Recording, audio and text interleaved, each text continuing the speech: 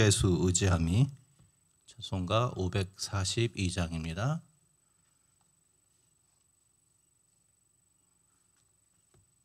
함께 찬양하겠습니다. 구주 예수 의지함이 심히 기쁜 일이세 영생 허락 받았으니 의심하주 없도다. 예수 믿는 것은 받은 증거만 도다. 예수 귀한 예수 믿음 더욱 주소서. 구주 예수 의지함이 심히 기쁜 일이세 주를 믿는 나의 마음 그의 피에 적시네. 예수 믿는 것은 받은 증거만 도다. 예수 귀한 예수 믿음 더욱 주소서. 구주 예수 의지하여 죄악 벗어버리네. 안위 받고 영생함을 주께 모두 얻었네. 예수 믿는 것은 받은 증거만 도다. 예수 귀한 예수 믿음 더욱 주소서. 구주 예수 의지하여 구원함을 얻었네. 영원 무궁지나도록 주여 함께 하소서. 예수 믿는 것은 받은 증거만 도다. 예수 귀한 예수 믿음 더욱 주소서. 아멘. 기도하겠습니다. 하나님 주님 감사를 드립니다. 오늘 이 아침에 우리를 불러주셔서 하나님 주의 말씀에 귀 기울이게 하시고 또 기도로 하루를 시작하게 하심을 인하여 감사를 드립니다. 오늘 이 시간을 통하여서 더욱 주님을 닮아가는 저희들 되게 하여 주시고 주의 음성을 듣게 하여 주시고 우리에게 깨닫게 하신 그 말씀을 붙잡고 오늘 하루도 승리하는 저희들의 인생 될 수 있도록 주께서 함께하여 주시옵소서. 40일을 작정하여 주 앞에 기도하며 예물 드린 손길 있습니다. 그 가정을 축복하여 주시고 모든 기도의 제목들마다 응답하여 주셔서 하늘의 놀라우신 신령한 은혜들을 경험하는 귀한 시간이 되게 하여 주시옵소서. 감사드리며 예수님의 이름으로 기도하옵나이다. 아멘. 오늘 같이 나눌 말씀 우리 여호수아서 5장 1절에서 9절까지 말씀을 같이 보도록 하겠습니다. 여호수아서 5장 1절에서 9절까지 말씀 구약성경 325페이지 하시면 되겠습니다. 하셨으면 제가 봉독해 드리도록 하겠습니다. 유단 서쪽의 아모리 사람의 모든 왕들과 해변 가나안 사람의 모든 왕들이 여호와께서 요단물을 이스라엘 자손들 앞에서 말리시고 우리를 건너게 하셨음을 듣고 마음이 녹았고 이스라엘 자손들 때문에 정신을 잃었더라. 그때 여호와께서 여호수아에게 이르시되 너는 부싯돌로 칼을 만들어 이스라엘 자손들에게 다시 할례를 행하라 하시매 여호수아가 부싯돌로 칼을 만들어 할례산에서 이스라엘 자손들에게 할례를 행하니라. 여호수아가 할례를 시행한 까닭은 이것이니 애굽에서 나온 모든 백성 중 남자 곧 모든 군사는 애굽에서 나온 후 광야 길에서 죽었는데 그 나온 백성은 다 할례를 받았으나 다만 애굽에서 나온 후 광야 길에서 난 자는 할례를 받지 못하였습니다. 이스라엘 자손들이 여호와의 음성을 청종하지 아니하므로 여호와께서 그들에게 대하여 맹세하사 그들의 조상들에게 맹세하여 우리에게 주리라고 하신 땅 곧 젖과 꿀이 흐르는 땅을 그들이 보지 못하게 하리라 하시매 애굽에서 나온 족속 곧 군사들이 다 멸절하기까지 40년 동안을 광야에서 헤매었더니 그들의 대를 잇게 하신 이 자손에게 여호수아가 할례를 행하였으니 그 길에서는 그들에게 할례를 행하지 못하였으므로 할례 없는 자가 되었음이었더라. 또 그 모든 백성에게 할례 행하기를 마침에 백성이 진중 각 처소에 머물며 낫기를 기다릴 때에 여호와께서 여호수아에게 이르시되 내가 오늘 애굽의 수치를 너희에게 떠나가게 하였다 하셨으므로 그곳 이름을 오늘까지 길갈이라 하느니라. 아멘. 우리가 성경을 읽다 보면은 하나님이 약간 이해하기 힘든 명령을 내리시는 경우를 종종 보게 되는데요. 오늘 본문에서 가나안 입성을 앞둔 이스라엘 백성들에게 할례를 행하라고 명령하시는 장면도 그런 경우에 해당하는 예라고 할 수 있습니다. 오늘 본문을 보면 이제 본격적인 가나안 입성을 앞두고 있는 이스라엘 백성들에게 하나님이 할례를 행하라고 말씀을 하시는데 그 이전 좀 문맥을 좀 살펴보면요. 바로 우리가 읽은 5장의 바로 앞부분의 맨 마지막인 그 4장의 마지막 부분을 보면 이스라엘 백성들이 어떻게 요단강을 건너서 이 가나안 땅으로 들어오게 되었는지에 대해서 설명을 합니다. 우리 잘 아시는 것처럼 요단강을 건너왔는데 사실 요단강은 그렇게 큰 강은 아닙니다. 비가 오지 않는 건기 때는 마르기도 하고 그냥 첨벙첨벙 걸어서 건널 수 있는 그런 강이기도 하죠. 하필 이때 기후적인 그 원인으로 인하여서 요단강이 넘치고 홍수가 나는 시기였습니다. 그러니까 어른들만 있으면 괜찮았겠지만 아이들하고 수많은 짐승들 떼를 다 거느리고 건너야 되는 상황이 되다 보니까 이 요단강이라는 이 자연적인 장애물이 그들에게 굉장히 큰 위기로 다가왔던 것이죠. 그러니까 이 강이 마르기까지 기다리거나 뭐 그럴 수밖에 없는 상황입니다. 아마도 이 지형지물과 이 기후적인 원인을 잘 알았던 가나안 백성들 입장에서 보면 굉장히 안심되는 시기였죠. 이 여리고를 무너뜨리고 요단강까지 왔는데 마침 요단강이 넘치는 범람하던 시기니까 이 가나안 왕국의 입장에서는 이 사람들이 시간이 오래 걸리겠구나. 우리는 이 사람들이 건너오기 전에 우리는 좀 대비를 해야지. 뭐 이런 아마 작전 회의를 했을지도 모르겠습니다. 자, 그런데 하나님이 40년 전에 홍해 앞에서 보여주셨던 기적을 다시 보여주시죠. 증거궤를 맨 제사장들의 발이 요단강에 닿기 시작했을 때 요단강이 마르게 됩니다. 그렇죠? 그리고 마치 마른 땅을 건너듯이 요단강을 백성들이 건너게 하시죠. 일종의 이것은 이스라엘에게 주시는 하나의 징표와 마찬가지라고 생각이 됩니다. 40년 전에 홍해를 갈랐던 내가 너희를 마침내 이 땅에 인도한 것처럼 오늘 요단강을 가르는 내가 너희를 마침내 가나안 땅을 다 정복하게 해주겠다라는 일종의 약속의 징표, 그런 어떤 역할을 했던 것으로 보입니다. 근데 오늘 본문은 이제 이런 배경 속에서 시작이 됩니다. 요단강이 갈라지는 사건은 이스라엘 백성들에게는 약속의 징표였을지 몰라도 가나안 백성들에게는 멸망의 징표죠. 야, 이제 여리고성을 무너뜨리고 요단강까지 기적적으로 건너게 했어요. 그 하나님이 여리고를 무너뜨린 건 어느 정도 이해할지 모르겠지만 자연 현상까지도 극복하시는 하나님이라고 한다면, 그들이 믿는 신이 그런 신이라고 한다면 이제 우리는 끝났구나, 이런 생각을 하지 않았겠습니까?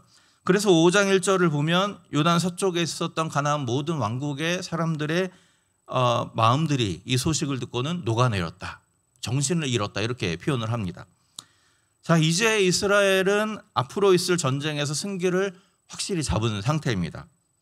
그렇죠? 지금이 딱 기회죠. 적들은 마음이 무너져 내렸고 우리의 사기는 하늘을 찌를 듯이 충천한 상황입니다. 그렇기 때문에 누가 보더라도 가나안을 정복하려면 지금 당장 가서 싸움을 해야 되는 거죠. 그래야 승기를 잡을 수 있는 거죠. 그런데 이상하게 하나님은 이렇게 아주 좋은 기회라고 생각되는 시간을 앞두고 이해할 수 없는 명령을 내리십니다. 무슨 명령을 내리죠? 할례를 받아라. 할례를 받아라. 우리 할례가 무엇인지 잘 아시잖아요. 하나님의 백성이 되기 위해서 남성의 표피를 잘라내는 것인데, 지금처럼 의학이 발전해 있어도 남자가 그 수술을 받으면 일주일 동안은 거동을 못합니다. 근데 부싯돌을 갈아가지고 이 수술을 받고 나서 당시에 뭐 염증 치료제도 없고 그럼 마이식 뭐 이런 것도 없지 않겠습니까? 그러면 뭐 덧나고 막 이러다 보면 이게 며칠이 걸릴지 모르는 상황이죠. 이것이 다 회복되기까지는 적어도 몇 주간은 모든 군인으로 싸워야 될 모든 남자들이 거동하지 못한다는 판단이 서는 명령입니다. 왜 하필 지금 하나님 할례를 받습니까? 우리 당장 가서 싸워야 되는데, 이런 반응이 나오지 않았겠습니까? 그러다가 할례를 받고 우리가 꼼짝없이 여기 머물러 있다가 가나안 군대가 쳐들어오면 어떻게 되죠? 싸움도 못하고 죽는 수밖에 없습니다. 그러니까 아주 이해하기 어려운 명령인 것이죠. 누가 봐도 말이 안 되는 명령입니다. 이게 최선입니까? 이런 반응이 나올 수밖에 없는 것이죠. 하나님 왜 하필 이 시기에 할례를 받으라고 명령하셨을까? 차라리 안전하게 여리고 정복 이전에나, 그죠? 아니면 요단강 건너기 전에 할례를 받고 조용히 기다리다가 요단강이 마르면 그냥 건너도 되잖아요. 왜 하필 왜 하나님이 이 시기에 할례를 받으라고 하셨을까? 뭐 여러 가지 생각해 볼 수 있겠지만, 저는 아마도 그 이유는 이 가나안 전쟁에서의 승리가 너희의 군사력이나 너희의 능력에 달려 있는 것이 아니라 나에게 달려 있다라는 것을 가르쳐 주기 위함이 아니었을까라는 생각을 해보게 됩니다. 하나님께서 이스라엘에게 가나안 땅을 정복하라는 이유는 무엇입니까? 죄로 물든 그 땅에 들어가서 거룩한 하나님의 백성 공동체를 만들라는 명령이었죠. 근데 그게 가능하려면 이스라엘 백성들이 먼저 거룩한 하나님의 백성이 되어야만 했습니다. 그리고 이것을 가장 상징적으로 대표하는 의식이 뭐냐면 할례 의식이었던 것이죠. 그러니까 할례 의식은 하나님의 어떤 표시를 몸에 새긴다는 뜻도 가지고 있고, 또 한편으로는 우리의 부패한 본성을 잘라낸다라는 의미도 가지고 있습니다. 결국 이 죄악에 머물렀던 사람들이 이 할례 의식을 통하여서 하나님의 백성으로 편입되었다라는 어떤 상징적인 의미를 가지고 있는 것이죠. 물론 이 의식이 없다고 해서 하나님의 백성이 되는 것은 아니지만, 하나님이 굳이 이 의식을 가나안에 입성하는 이스라엘 백성들에게 하게 하신 이유는 뭐냐면, 그들에게 그런 하나님 백성이라는 자의식을 심어주기 위해서였던 것이죠. 광야에서 태어난 모든 백성들은 아무도 할례를 받지 못했기 때문에 이제 두 번째 세대도 할례를 통하여서 너희가 나의 백성이다라는 어떤 자의식을 심어주기 위해서였다라고 생각이 됩니다. 사실 어떤 면으로 봐도 이스라엘 백성이 가나안 땅을 정복하는 것은 사실은 불가능한 일에 가깝습니다. 아까 말씀드린 것처럼 이 요단강가에서 할례를 할 때 사용한 도구가 부싯돌이잖아요. 왜 부싯돌이었을까요? 물론 대단한 신학적인 이유가 있었을 수도 있겠지만, 그 이유는 아직 이들에게 철로 만든 무기가 없었기 때문에 그렇습니다. 아직 철기 시대에 도래하지 못했고요. 그런데 이 가나안 땅에는 철병거가 있다라고 합니다. 그것은 무슨 얘기냐면 철을 녹여서 가공할 수 있는 기술이 가나안 땅에 있었다는 것이죠. 그러니까 지금으로 말하면 이런 것이죠. 이쪽 한쪽은 재래 무기로 무장해 있는 반면 이쪽 한쪽은 핵무기 정도로 무장해 있는 그런 수준의 차이가 있는 것입니다. 그러다 보니까 이 객관적인 전력으로만 보면 싸움이 안 되는 싸움이죠. 그런데 이 싸움이 안 되는 싸움을 하나님이 하라고 명령하시면서 내것인 조건이 무엇이냐면 할례를 받으라 이겁니다. 할례를 받으라.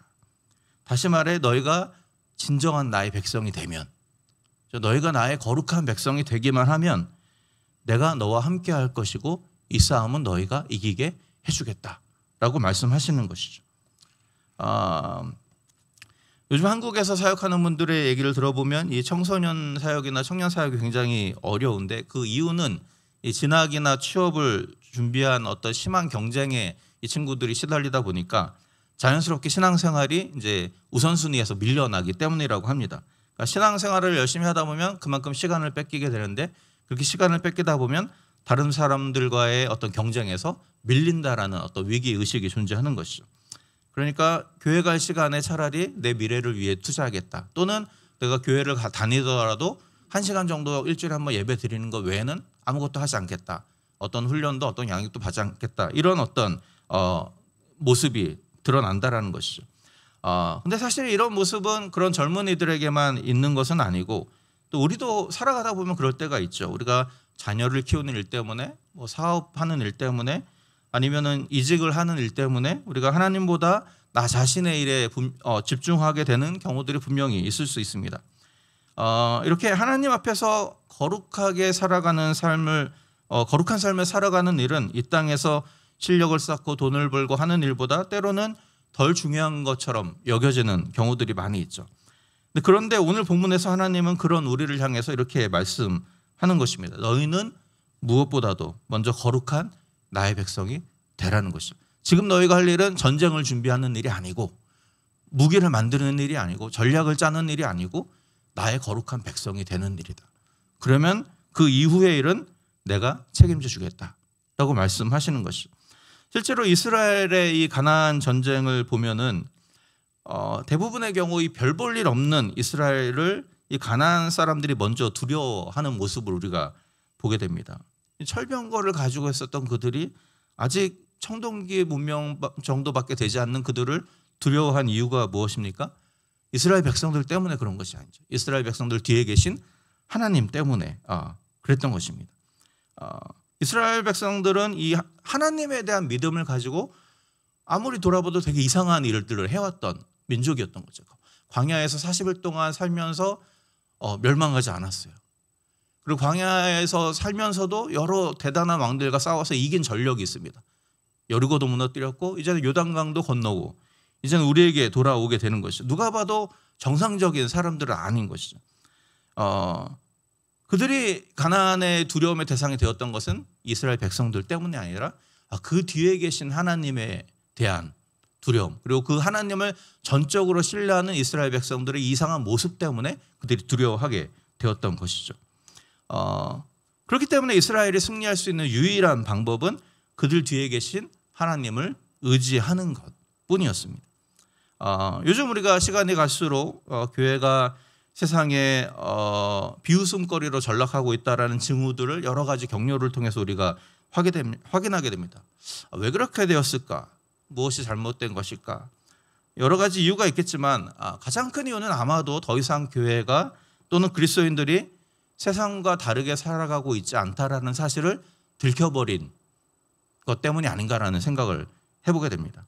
세상이 교회를 욕하고 교회에게 손가락질 할 때는 그 이유는 뭐냐면 교회에 대한 기대가 있기 때문에 그렇습니다. 저들은 우리와는 다를 것이다라는 기대가 있는 것이죠.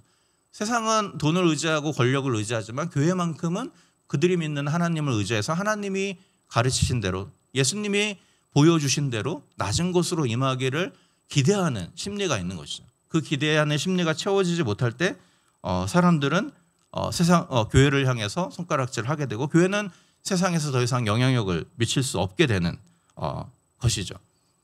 왜냐하면 우리의 삶은 우리의 어떤 것을 의지하는 삶이 아니라 우리의 뒤에 계신 하나님을 의지하는 삶이어야 하기 때문에 그렇습니다.